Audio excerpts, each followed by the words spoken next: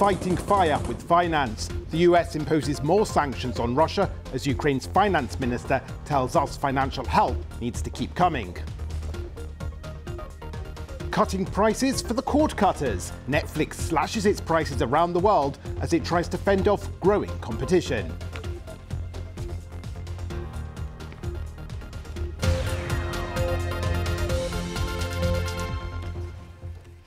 Hello and welcome to World Business Report. I'm Jonathan Josephs. Thank you for joining us wherever in the world you are. As we've been hearing, it's a year since Russia invaded Ukraine. As well as the terrible human cost, it's also had a massive impact on the economies of both those countries, as well as the rest of the world. Another sign of that has come in the last few hours, with the United States announcing a range of new sanctions targeting Russian financial institutions, mining and the defence industry. It's part of the West's effort to use its financial power to end the fighting by choking off President Putin's funding. The EU and US are amongst those who have given billions of dollars to Ukraine. As we've just heard, there's even more has come through today to keep Ukraine's economy going. But will it keep coming in the future? That's the question my colleague Aaron Heselhurst has put to Ukraine's finance minister, Sergei Marchenko. We are confident when we see money in our accounts. Yeah. If not, we should keep moving, we should keep negotiation. Of course, now we see that Ukraine's under tremendous support. All democracies support Ukraine, and it also creates necessary environment for political support for Ukraine.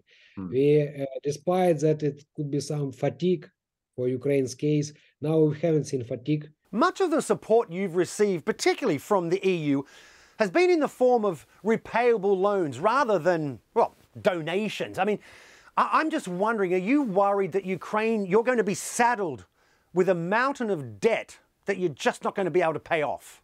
We're not worried about that concern right now. Of course, for us, it's preferable to receive grant financing.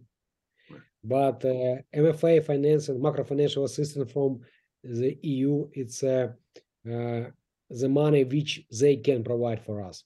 And the money which we are attracting from the EU is rather cheap money because EU borrows from their risk, as well as money with long-term maturity. And you can see more of that interview with Ukraine's finance minister Sergei Marchenko on Talking Business with Aaron Heselhurst this weekend. The times are on your screen now, with the first airing at 22:30 GMT on Friday. Well, let's pick up on how Ukraine's economy has fared over the last year. Lilit Goveghian is Associate Director for Russia and former Soviet republics at the financial analysis firm S&P Global and joins us now. Lilit, thank you for your time. What has been the impact for living standards in Ukraine of a year of fighting, given that the economy has shrunk 30%? It's clearly had a big impact. So what does that mean for day-to-day lives? Well, if you're Ukrainian eastern part of the country, it's been devastating. Ukrainian economy has suffered immensely. Just compared to the collapse that the country experienced at the breakup of the Soviet Union, the current downturn is significantly more.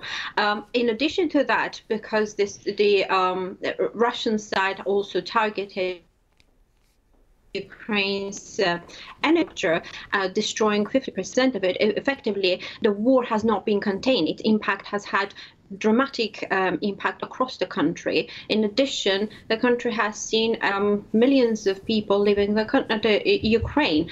So, as your previous guest mentioned, to remain afloat economically at least, and of course militarily, Ukraine would need support, large financial support now and in the years to come.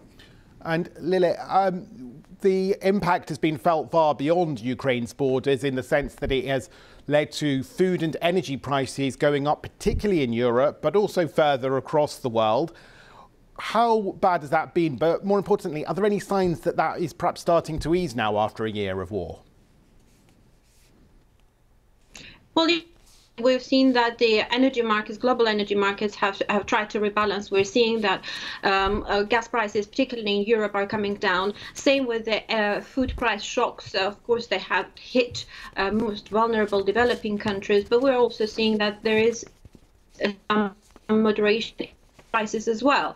So, of course, when a momentous event like this, a large-scale war in Europe happens, it will send shockwaves. But then, of course, in time, there is a rebalancing happening.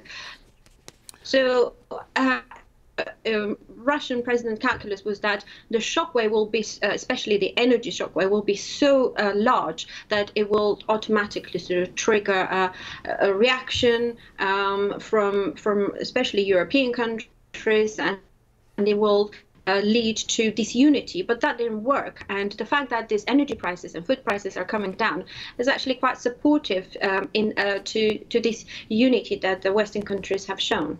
And Lily, as we've been saying, the US has today imposed more sanctions on Russia. There are talks in the EU about more sanctions coming from there. But at the same time, over the last year, we've seen trade between Russia and Turkey in particular, but also Russia and other countries, increase quite markedly. Is that perhaps a sign that some of these sanctions aren't quite as effective and Russia has got a way of swerving around some of them? It is. It was expected that Russia will try to find new routes, new sources for its imports. Much like other countries that have come under Western sanctions, they haven't. As you mentioned, yes, Turkey has emerged as one of the top sources for Russian imports. What's critical here for Russia is to find ways of establishing access to knowledge-intensive goods, including semiconductors that are so important for its manufacturing, its military industry. And here's where things will be tricky, and potentially the talk of secondary sanctions will come in place. But overall, I think sanctions are working, and we didn't see a big bang, but it doesn't mean that sanctions are not working. Lilit Goveghian, we've got a bit of a break-up on the line, but I think we got the point there. So thank you very much for your analysis about the impact of a year of war on the global economy. Apologies then for the break-up there, but we've got the point there.